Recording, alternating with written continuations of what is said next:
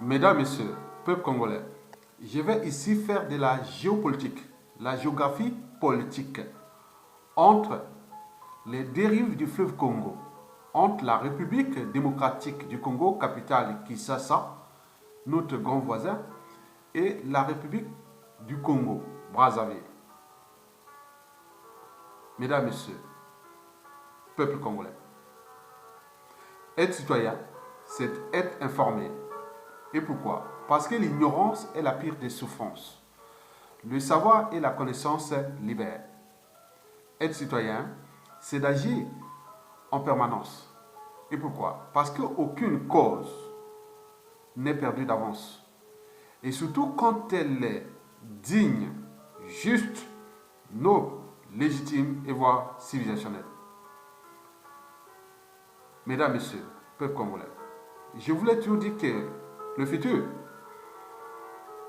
ou l'avenir d'un peuple ou d'une nation, c'est tout justement le passé et le présent qu'on ignore. Je vous informe que notre géopolitique, c'est-à-dire les relations entre la République démocratique du Congo, Kinshasa, et le Congo-Brazzaville, historiquement, ces relations ont toujours été tumultueuses. Jamais chaleureuses, toujours tumultueuses et parfois froides. Vous avez tout compris. Mesdames, Messieurs, peuple congolais, méfiez-vous des apparences. Nous dansons la même rumba, hein? Nous parlons la lingala comme les uns des autres.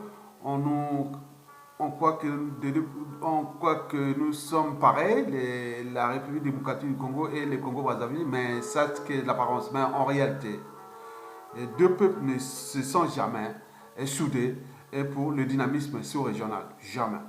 Nous sommes en tension permanente. Il y a eu des histoires dramatiques qui s'étaient passées dans les années 60 et 70, dont on connaît, entre les deux rives du fleuve Congo. À chaque bouleversement politique de l'autre rive du fleuve Congo, il y a eu toujours un impact de l'autre côté. Certains qui cherchaient à fuir le régime de l'autre côté de la rive du fleuve Congo, ils se réfugiaient de l'autre côté et parfois ils étaient capturés et livrés là-bas. De la RDC, Kinshasa a livré des Congolais que nous, au Congo-Brazzaville, on recherchait à travers les différents régimes. Et nous, on a fait pareil. Vous avez tout compris. Mesdames, Messieurs, à chaque fois qu'il arrive une crise majeure entre les deux rives du fleuve Congo, les premiers à fuir, ils font fuir de deux côtés du fleuve Congo. Et nous avons une grande frontière, s'étend de plus de 2000 km². 2000 par kilomètre carré, 2000 km. Et donc, vous avez tout compris.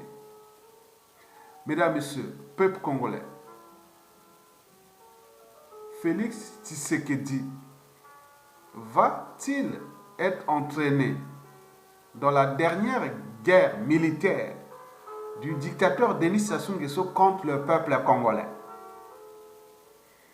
Il me semble que ce qui se dessine et ce que je vais vous expliquer. Mesdames, Messieurs, peuple congolais, oui. Dans Brazza News, un patriote a écrit ceci. Cet homme continue toujours à faire confiance à Denis Sassou Nguesso. Cet homme-là, c'est qui? Félix Tshisekedi, président de fait de la République démocratique du Congo, Kinshasa. Mesdames, Messieurs, peuple congolais, oui. Félix Tshisekedi va-t-il être entraîné dans la dernière guerre militaire de Sassou Nguesso contre les Congolais? Et pourquoi faire? D'après des sources fiables, c'est pour trois raisons. La première raison, c'est de sauver Sassou Nguesso de sa noyade inévitable, de sa fin de règne tragique et dramatique pour lui et son clan. Vous savez que Denis Sassou Nguesso et ses enfants ont investi énormément en République démocratique du Congo. Et donc, vous avez tout compris. C'est la troisième raison. Oui. Non, la deuxième raison. C'est que préparer les conditions d'accession au pouvoir d'un autre membre du clan. Prioritairement, c'est Denis Christelle Sassou Nguesso. Et pourquoi pour lui? Parce que Denis Christelle Sassou Nguesso, sa mère est zaïroise et de la tribu des Balouba. Les Balouba, c'est la tribu de Félix Tshisekedi. Denis Christelle Sassou Nguesso, sa mère fait partie des Balouba. Et la tribu de Félix Tshisekedi, c'est des Balouba. Et historiquement, il y a des relations, comme on appelle, affectueuses entre Denis Sassou Nguesso et Félix Tshisekedi, qu'il a vu grandir au sein de son père qui était opposant à Mobutu. Mais il y a des trucs comme ça qui se sont passés avant. Donc il y a une sorte de dette morale de Félix Tshisekedi envers Denis Sassou Nguesso. Et donc on parle de financement, plein de choses comme ça que Sassou a aidé énormément Félix Tshisekedi. Ça, c'est les sources. Et donc, je vous ai dit, la première, c'est éviter la noyade de Sassou Nguesso et la fin de règne tragique et dramatique à venir pour le clan et pour l'éducateur lui-même. Deux, c'est préparer soit Kiki, Denis Christelle Sassou Nguesso, à accéder au pouvoir au Congo-Brazzaville. Vous imaginez? Ou un autre membre du clan de Sassou Nguesso, que ce soit les gens de Bigo Kemba et autres, pourvu que ce soit dans le clan. Et la troisième raison, c'est trouver une arrière-base d'asile mutuel en cas de changement politique, d'un côté comme de l'autre du fleuve Congo, c'est-à-dire des deux côtés de la rive du fleuve Congo, entre la République démocratique du Congo, Kinshasa, et Congo-Brazzaville. Donc, ils cherchent à être en paix, donc protéger les mares arrières, protéger les frontières. C'est ça l'enjeu. Ou on mettait Sassou Nguesso là. Deux, ou on trouve un moyen pour placer un membre du clan, dans Denis Christelle Sassou Nguesso, au cas où ces opérations réussissent, qui arrive un trouble ailleurs ou à autre, on trouvera, là on va se réfugier. Vous avez tout compris. Mesdames et messieurs, peuple congolais. La même source nous informe que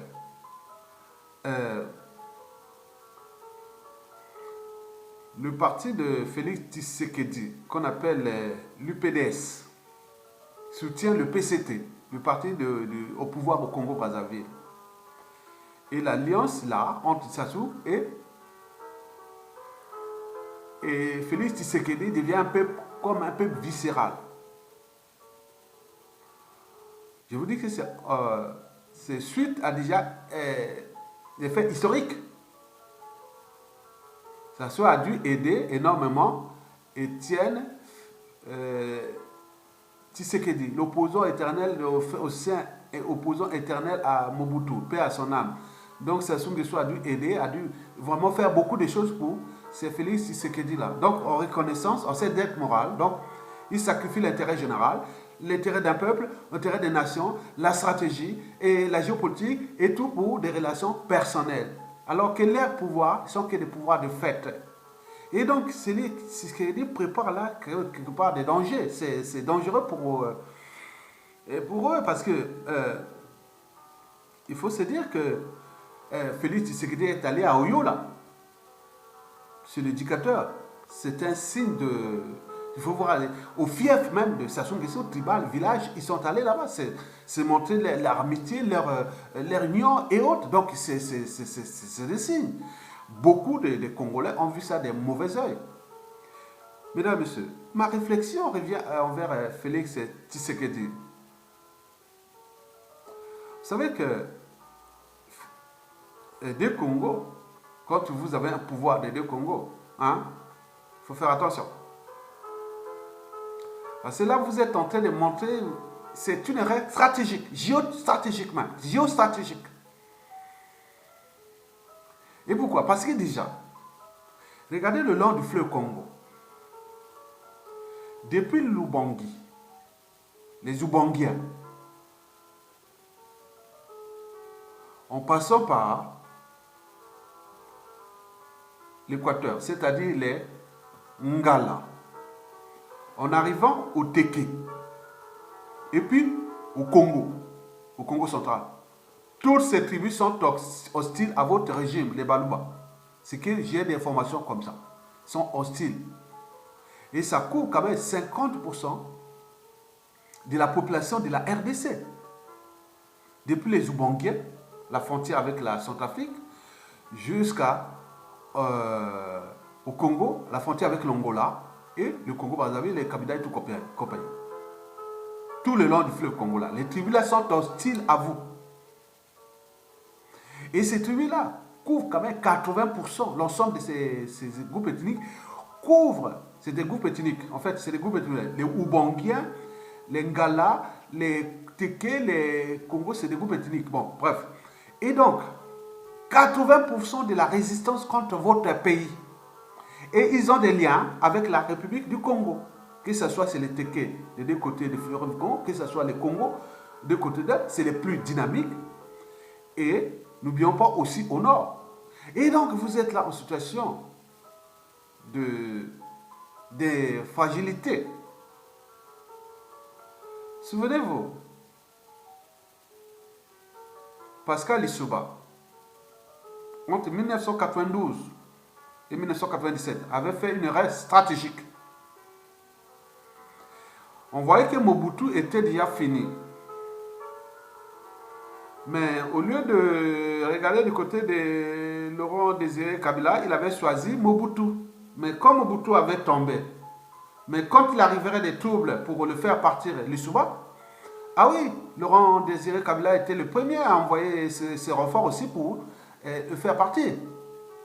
L'histoire a tendance à se répéter. Inversement. C'est un conseil.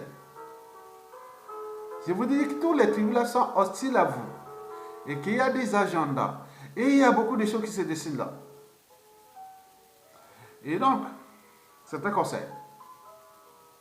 J'interviens ici d'abord comme un intellectuel. C'est-à-dire un lettré libre et dégagé. Pourquoi libre et dégagé? Parce que je ne suis pas engagé que dans une cause. Je ne suis pas engagé. Je ne suis pas un intellectuel engagé. Je suis dégagé. Donc, je défends des causes plus ou moins perdues ou des causes, toutes causes, qui, en fonction de mes principes et valeurs, et donc je les défends. Donc, un intellectuel, un lettré, libre et dégagé, qui fait part de ses opinions, de ses points de vue, sur des problématiques et sur des enjeux plus ou moins partagés. Mais au cœur de ces enjeux, ma conscience sera toujours au-dessus de l'appartenance. Ce que je définis moi, ma liberté de conscience. Mais j'interviens ici d'abord comme un Congolais de Brazzaville. On est bien d'accord?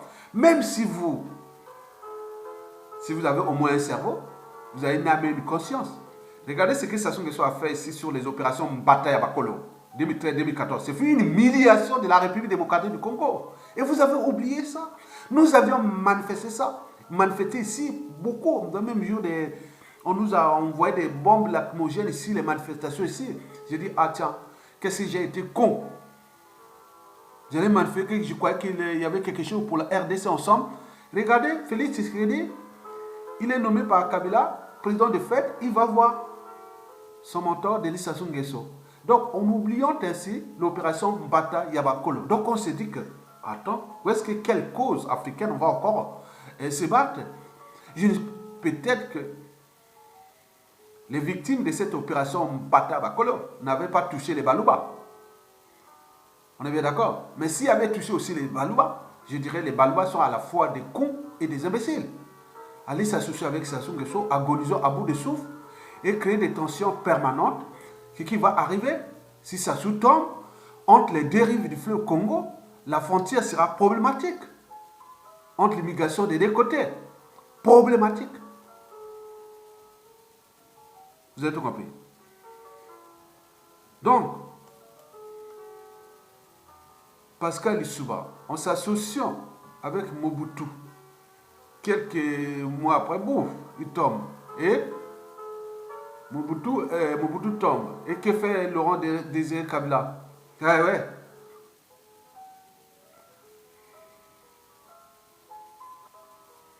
Congo-Brazzaville, un pays stratégique. Vous savez très bien. Très bien. Mesdames, Messieurs, peuple congolais. Être citoyen, c'est être informé. Et pourquoi? Parce que l'ignorance est la pire des souffrances. Le savoir et la connaissance vous libèrent. Nous avons placé des uns des autres et on se retrouve toujours des gens, à chaque fois qu'on amène des Africains ensemble dans le sol, on va dans un processus d'unité, on essaie un peu de tirer vers le bas ou de déclasser ou même de retirer tous ces mauvais. Mais un nouveau arrive, il refait la même chose. Regardez ce qu'il a. Mais c'est terrible. Hein? Félix Tshisekedi là, il est né le 13 juin. Il est né le 13 juin. Et retenez bien, Félix Tshisekedi est né le 13 juin 1963 à Kinshasa. 13 juin 1963 à Kinshasa. Et moi, le 1er juin 1963 à Brazzaville. Regardez. Donc, je nais le 1er juin. Et lui, 13 jours plus tard, à Kinshasa en face. Regardez. Donc, on peut être né de la même année et ne pas avoir reçu la même éducation, à pas avoir le même état d'esprit et tout compagnie. Félix Tshisekedi, vous avez des problèmes avec le Rwanda. Ils cherchent à vous balkaniser. On vous fait le bazar là-bas. Au lieu d'équiper d'abord le problème de la RDC, et vous venez se mêler encore, créer un autre front ici, en République du Congo. Étant donné que historiquement, nos relations diplomatiques n'ont jamais été chaleureuses, toujours tumultueuses ou froides. Et là donc, vous allez encore ajouter, oui, il arrivera un jour où les relations diplomatiques entre les deux rives du fleuve Congo seront au beau fixe. Et ça sera avec les Congolais libres et dignes. Et ce que nous allons apporter à la chute, après la chute inévitable du dictateur Denis Sassou Nguesso. Mesdames et Messieurs, peuple congolais, pour info, Denis Sassou Nguesso se prépare à une guerre.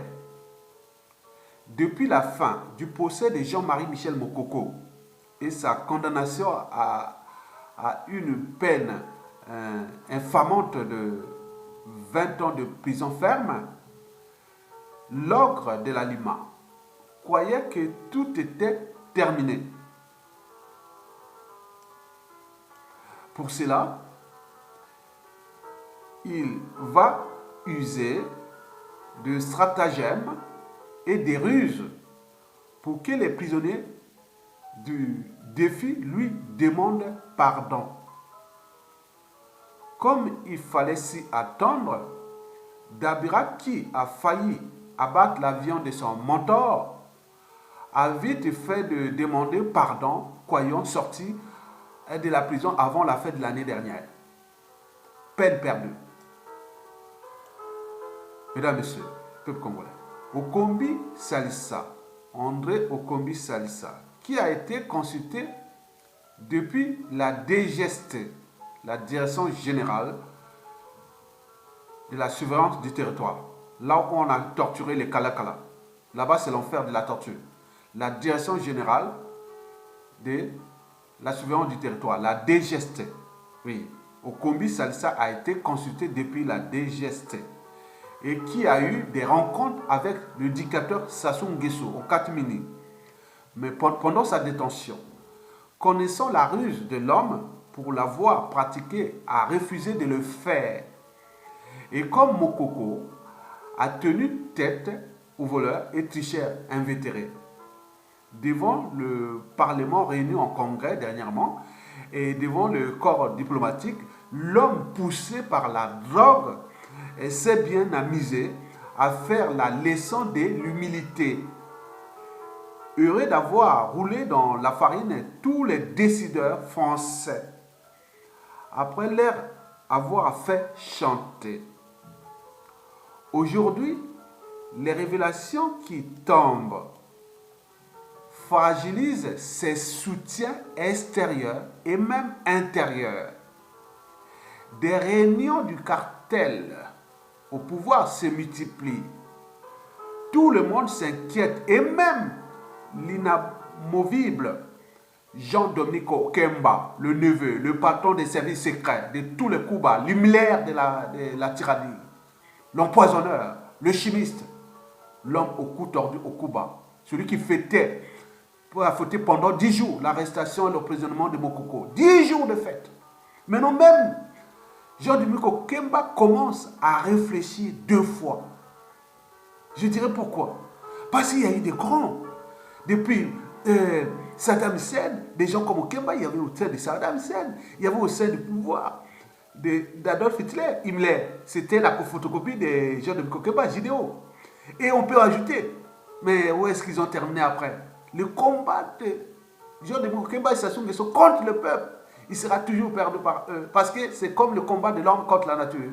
Il sera toujours perdu par l'homme. Vous avez tout compris? Eh bien oui, des réunions du cartel au pouvoir se multiplient. Tout le monde s'inquiète. Et même l'inamovible Jidéo, Jean-Dominique Kemba, commence à réfléchir à 2 fois. Les durs à cuire pensent désormais à provoquer une situation militaire pour créer des troubles et récupérer la situation. Comme toujours, les armes hantent l'homme toute la vie. Cette fois, autour de lui, 3 groupes se préparent à déjouer son coup. Et pourquoi? Parce que Sassou Nguesso a ses mercenaires. Et dans cette armée, il n'y a pas que les membres de la tribu de Sassou Nguesso. Il y a eu un dérèglement militaire depuis ce hold-up électoral. Donc le Nord, tout le Nord n'est plus avec Sassou, les militaires, tout, c'est ça. Donc si Sassou, nous, la nature ou les comportements ou les mentalités des nordistes, hein, vous voyez les nordistes, quand on voit de la Kivette, les Mbushi ou les Ngala ou autres, nous on est un peu canaille entre nous. Donc Sassou Nguesso, si il veut faire la canaille, au nord là-bas, la Likwala, Songa, Makwa, la Cuvette, on dit que s'il veut, il faut qu'on va voir. Au sud, on cherche des solutions un peu consensuelles, mais là-bas, on attend. Il y a 3 groupes qui se préparent à déjouer son coup. Qui commence maintenant? Hein? Donc, qu'il commence maintenant. Donc, la situation est tendue et risque de se dégénérer et se retrouver dans une situation incontrôlable. Et de cette situation incontrôlable, qui va perdre?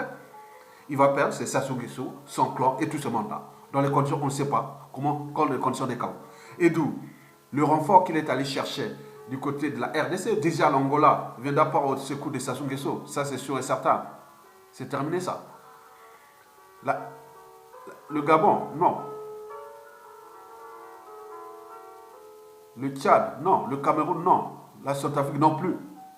Le Rwanda, la Burundi, non. Il reste que la RDC. C'est pourquoi il va chercher Félix Tshisekedi. Au cas des gens, venez envoyer un corps expéditionnaire à Brazzaville.